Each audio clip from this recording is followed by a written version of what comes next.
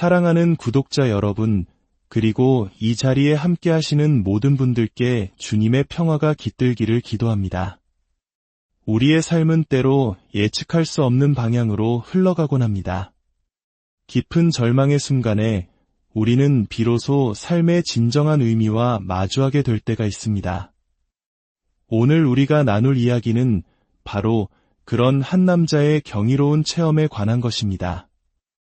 이 이야기가 여러분의 마음에 작은 울림과 위로를 전해주기를 바랍니다. 잠시 귀를 기울여 이야기에 담긴 하나님의 은총을 함께 느껴보시는 건 어떨까요? 이 감동을 더 많은 이들과 나누고 싶으시다면 이 채널의 구독과 공유를 통해 희망의 메시지를 전파하는 일에 동참해 주십시오. 여러분의 작은 실천이 누군가에게는 큰 빛이 될 수 있습니다. 2018년 10월, 제 삶에 거대한 폭풍이 몰아쳤습니다. 당시 저는 제 몸이 얼마나 심각하게 병들어 있는지조차 인지하지 못하고 있었습니다. 만약 알았더라면 아마 그 자리에서 심장마비로 쓰러졌을지도 모릅니다. 제 몸은 폐혈증이라는 무서운 병과 사투를 벌이고 있었습니다. 균은 제 오른쪽 발을 통해 온몸으로 퍼져나가고 있었죠. 결국 저는 수술대에 올라야 했습니다. 그리고 수술이 진행되는 동안 저는 제 오른쪽 발 대부분이 절단되고 있다는 사실을 어렴풋이 깨달았습니다. 하지만 그것이 끝이 아니었습니다. 수술을 마친 의사들은 제 상태를 살피더니 침통한 표정으로 말했습니다. 폐혈증이 멈추지 않고 계속 퍼지고 있습니다. 환자분의 목숨을 구하려면 오른쪽 다리 전체를 절단해야 합니다. 그 말을 듣는 순간 제 머릿속은 하얗게 비었습니다. 하지만 이상하게도 저는 담담하게 대답했습니다. 알겠습니다. 언제 진행하나요? 의사는 대답했습니다. 내일 아침 9시입니다. 감염이 무릎 위로 번지면 그때는 정말 돌이킬 수 없게 됩니다. 최대한 서둘러야 합니다. 그들의 말대로 무릎 위로 균이 퍼진다는 것은 제 인생의 게임이 끝난다는 의미였습니다. 의료진은 제 혈압과 혈당, 체온을 재며 분주하게 움직였습니다. 간호사가 괜찮냐고 물었을 때 저는 네, 괜찮아요 라고 대답했습니다. 간호사가 병실을 나간 후 새벽의 병실에는 무거운 정적만이 감돌았습니다. 그때였습니다. 갑자기 가슴에 극심한 통증이 느껴지기 시작했습니다. 이미 이전 수술에서도 과도한 항생제 때문에 심장이 수술대 위에서 멎을 뻔한 위기를 겪었던 터라 불길한 예감이 엄습했습니다. 소란을 피우고 싶지 않았습니다. 밤늦게까지 고생하는 간호사를 방해하고 싶지 않았죠. 하지만 고통은 점점 더 심해졌고 저는 결국 침대 옆에 비상벨을 향해 힘겹게 손을 뻗었습니다. 그리고 그 순간 저는 정신을 잃고 뒤로 쓰러진 것 같습니다. 제 눈앞의 모든 것이 암흑으로 변했습니다. 다음에 제가 인지한 것은 믿을 수 없는 광경이었습니다. 저는 마치 빛의 속도로 어두운 터널 속을 발부터 빨려 들어가고 있었습니다. 터널은 칠흑같이 어두웠지만 저 멀리 끝에는 밝은 빛이 보였습니다. 그 빛 덕분에 터널의 벽이 섬광처럼 스쳐 지나가는 것을 어렴풋이 볼 수 있었죠. 저는 생각했습니다. 이건 평범한 상황이 아니군. 긴 터널을 빠져나온 순간 저는 아름답고 신비로운 공간에 도착해 있었습니다. 그곳은 제가 평생 본 적 없는 순백의 방이었습니다. 단순한 흰색을 넘어 스스로 빛을 발하며 반짝이는 마치 살아 숨쉬는 듯한 순백의 공간이었습니다. 바닥도, 벽도, 천장도 모두 은은한 빛을 내뿜고 있었죠. 눈앞에 펼쳐진 비현실적인 광경에 저는 그저 모든 감각을 열고 이 자극들을 받아들이려 애썼습니다. 그때 제 앞 오른쪽으로 한 무리의 사람들이 보였습니다. 그리고 그 무리의 가장 앞에는 9년 전에 돌아가신 제 어머니와 13년 전에 세상을 떠난 의붓아버지 데니스가 서 있었습니다. 어머니는 생애 마지막 순간 치매로 인지 능력을 모두 잃고 말도 하지 못한 채 침대에 누워만 계셨습니다. 몸을 전혀 가누지 못하는 처참한 상태였죠. 하지만 제 눈앞의 어머니는 마치 10살짜리 소녀처럼 가볍게 뛰어 제게로 달려왔습니다. 모습은 생전 가장 건강하셨을 때보다도 40년은 더 젊어 보였습니다. 의붓아버지 데니스도 언제나처럼 충실하게 어머니의 뒤를 따르고 있었죠. 어머니는 특유의 활기찬 모습으로 기관총처럼 빠르게 말을 쏟아내기 시작했습니다. 오, 내가 이걸 믿을 수 없을 거야. 여기 영혼의 세계, 천국은 말이야. 색깔들, 동물들, 식물들, 저 하늘까지. 정말 놀라워. 어머니는 흥분을 감추지 못했고, 저는 여전히 도대체 여기서 무슨 일이 벌어지고 있는 거지? 라며 혼란스러워하고 있었습니다. 하지만 이상하게도 제 정신은 그 어느 때보다 명료했습니다. 머릿속에서 동시에 20가지 생각을 처리할 수 있을 정도로 인지 능력이 극대화된 느낌이었습니다. 저는 모든 것을 이해하고 받아들이려 노력했습니다.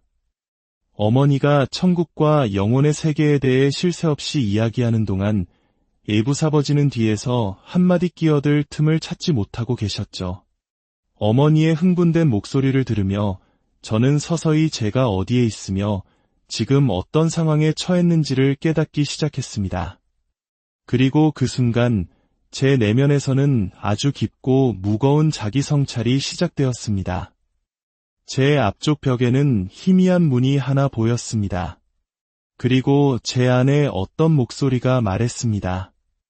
저 문을 통과하면 다시는 돌아올 수 없다. 모든 것이 끝나는 것이다. 저는 그 문과 여전히 신나게 이야기하는 어머니를 번갈아 보았습니다. 그리고 잠시 어머니의 목소리를 차단한 채 제 자신과의 내면의 대화에 깊이 빠져들었습니다. 그 대화는 단 2가지 질문으로 이루어져 있었습니다. 나는 떠날 준비가 되었는가?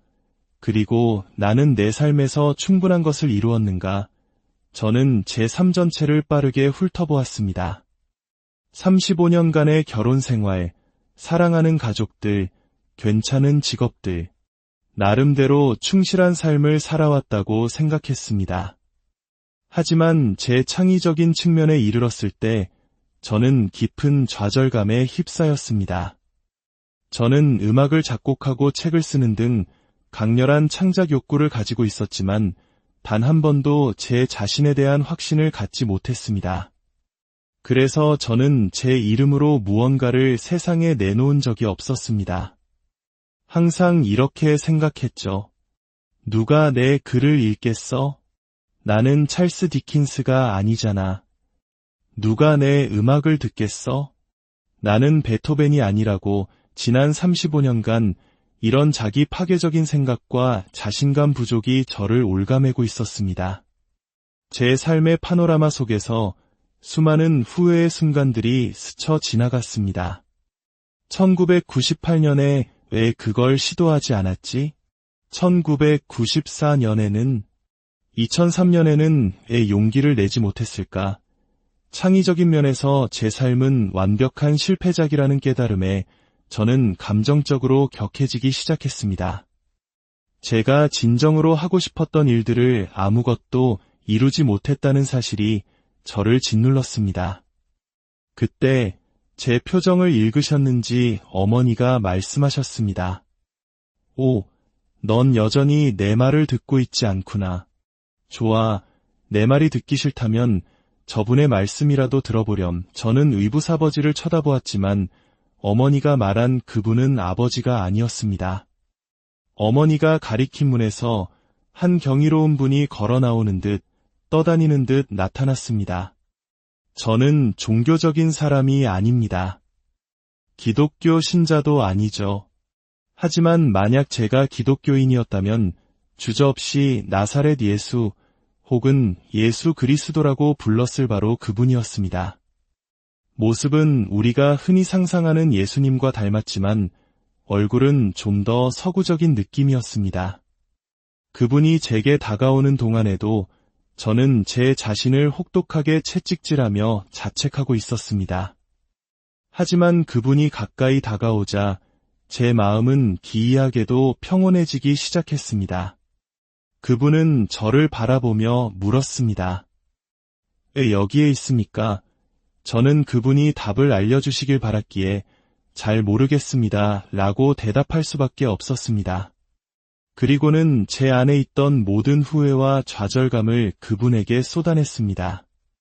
저는 아무것도 이루지 못했습니다. 제 삶은 텅 비어 있습니다. 저는 실패했습니다. 저는 감정이 북받쳐 올랐습니다. 그러자 그분은 제 팔에 손을 얹으셨고 그 즉시 제 마음은 완벽한 평온을 되찾았습니다.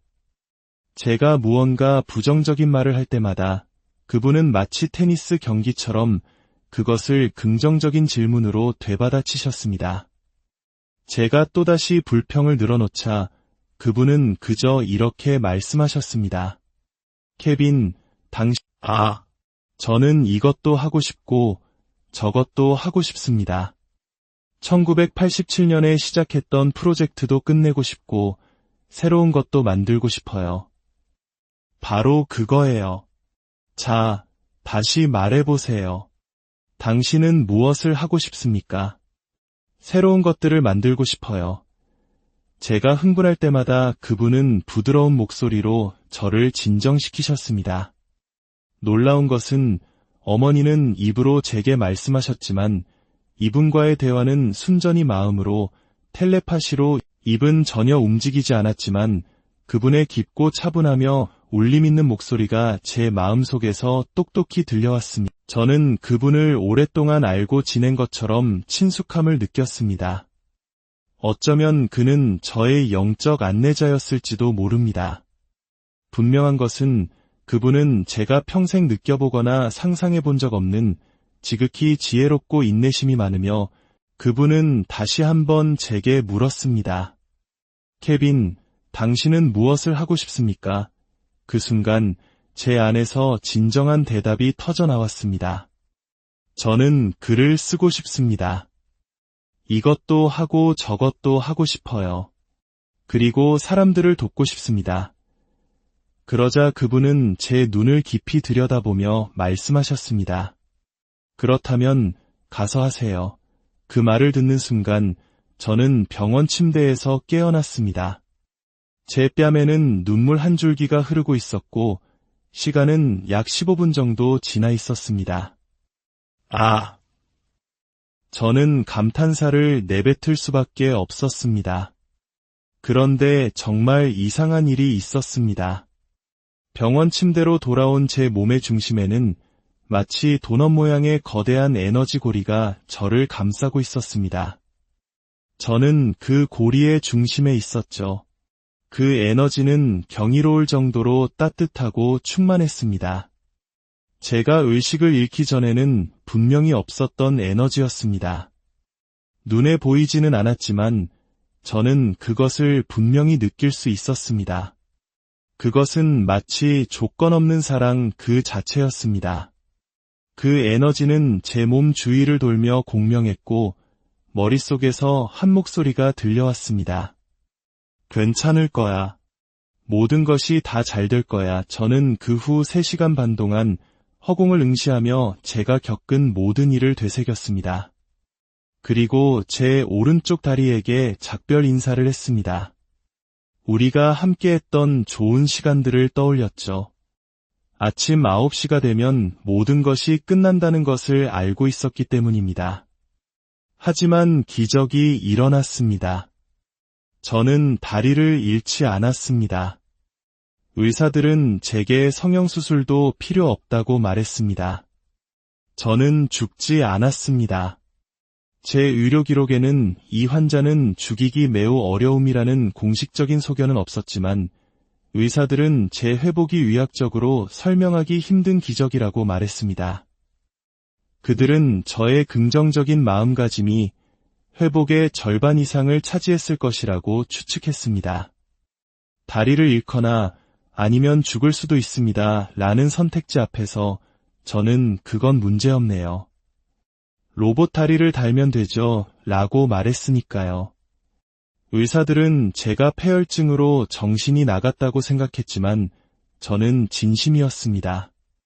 죽고 싶은 사람이 어디 있겠습니까?